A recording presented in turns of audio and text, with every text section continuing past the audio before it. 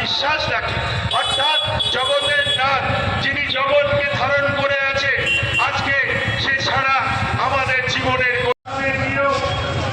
ক্যালেন্ডারের পাতায় আমরা চেষ্টা করি। আমাদের 4 বছরে আমরা আবার অনেককে আগামীকালও অনেককে দেব। মহাপ্রভু রক্তবস্ত্র একটা কাপড়ের টুকরো আমরা অনেকের গলায় করেছি।